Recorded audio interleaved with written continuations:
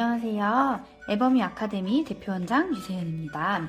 오늘은 마네킹의 엠보 기법을 시연해드리면서 엠보 기법의 결공식과 수압, 손의 압력에 대한 걸 조금 더 디테일하게 풀어드리려고 해요.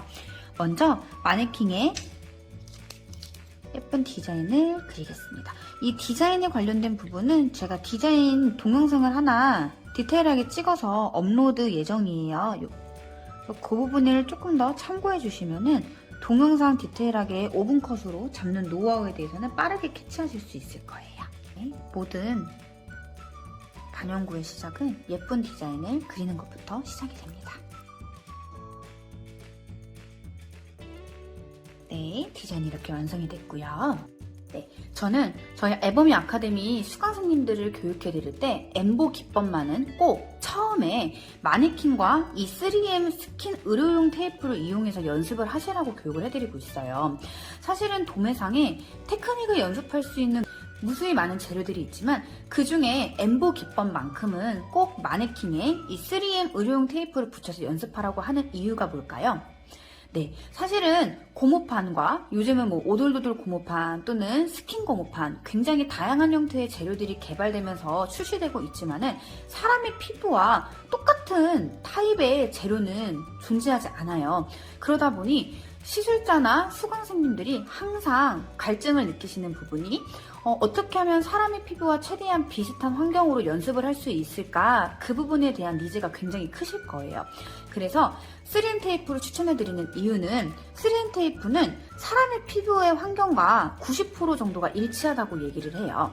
어떤 환경과 일치하냐면 우리가 시술에서는 수강생님들과 원장님들이 사용하시는 한쪽의 손, 이렇게 핸들링을 하는 주된 손과 반대 손은 주름골을 피부를 당기는 텐션이라는 작업을 하는 손이 있는데요. 이 90%가 일치하는 환경은 왼손이나 오른손의 텐션을 사용했을 때 잘 됐을 때의 환경과 90% 일치한다고 말씀을 드립니다. 그렇기 때문에 이 마네킹에 스킨 테이프를 붙여서 연습을 하시게 되면은 텐션이 잘 됐을 때의 환경과 최대한 비슷한 환경이기 때문에 피부에 들어갔을 때의 느낌과 소리에 굉장히 비슷한 환경을 만들어낼 수 있어요. 지금 제가 마네킹에 여러 장의 스킨 테이프를 붙였는데요. 수압이라는 게 굉장히 어려우실 거예요. 말 그대로 손이 들어가는 압력을 수압이라고 하는데 내가 어느 정도로 들어가야 우리가 표피라는 곳까지 정확하게 안전하게 잘 들어갈까요? 이 부분에 대한 궁금증이 정말 많으실 거예요. 아시다시피 표피는 0.1 정도 되는 피부의 깊이를 얘기를 하고요. 0.1 이상이 넘어가게 되면은 대부분 진피까지 들어갈 확률이 커져요.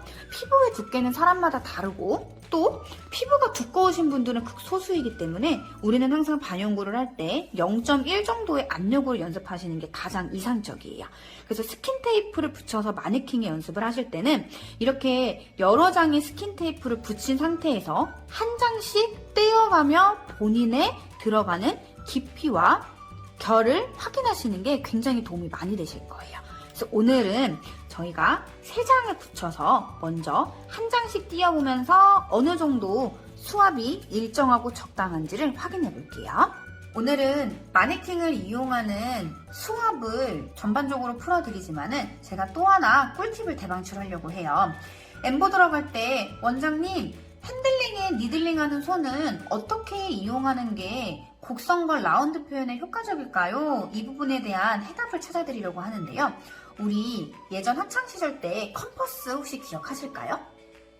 네, 컴퍼스를 보면은 중심축을 바닥 지면에 놓고 연필이나 샤프를 꽂아서 원을 만드는 도구이잖아요. 그 컴퍼스처럼 중심축이 내 새끼손가락이라고 생각해 주셔야 돼요. 그래서 내 새끼손가락이 피부에 전체 다 닿으시면은 라운드를 돌리기 굉장히 어려움이 많으실 거거든요. 그래서 한 마디, 새끼손가락의 한 마디 정도만 피부 표면에 지그시 올려주시고요. 펜대를 잡는 손은 중지를 받쳐두시고 엄지와 검지를 펜대를 가볍게 쥐어주셔야 돼요.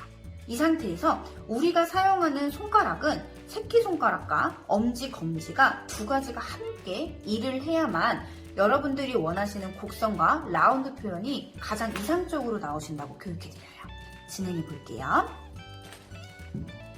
네, 새끼손가락은 고객의 눈 위, 아이홀 부분에 눈을 누르지 않은 상태로 지그시 올려주신 상태에서요. 앞머리 구간부터 먼저 시작해요. 제가 지난번 엠보 결공식을 고무판에 풀어드리면서 설명했던 것처럼 엠보는 1mm의 결간격이 굉장히 중요하기 때문에 모든 선들은 1mm의 결간격을 준수하면서 진행하시는 게 완성도가 높습니다. 네, 그리고 제가 마네킹을 조금씩 돌리는 게 혹시 보이실까요?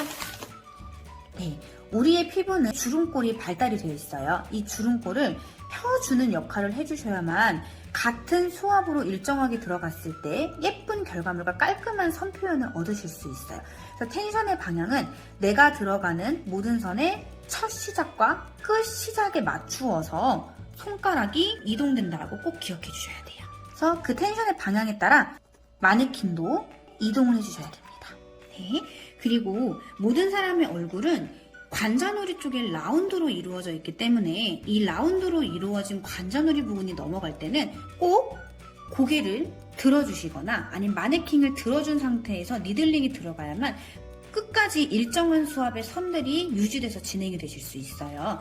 만약에 고객의 고개가 돌아가지 않은 상태로 혹은 마네킹의 고개를 내가 들지 않은 상태로 수술이 진행될 경우는 내가 끝부분에 들어가면서 내 자세와 척추가 굽어지기 때문에 정확하고 일정한 수압으로 피부에 넣는 것 자체가 굉장히 어려워질 수 있어요. 그래서 요거는 팁으로 꼭 고개나 마네킹을 들어주시는 걸 알고 계셔야 돼요.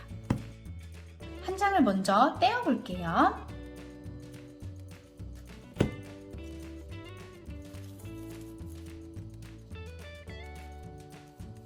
네, 이렇게 두 번째 장에 내가 그린 엠보선이 비쳐 보여야 돼요.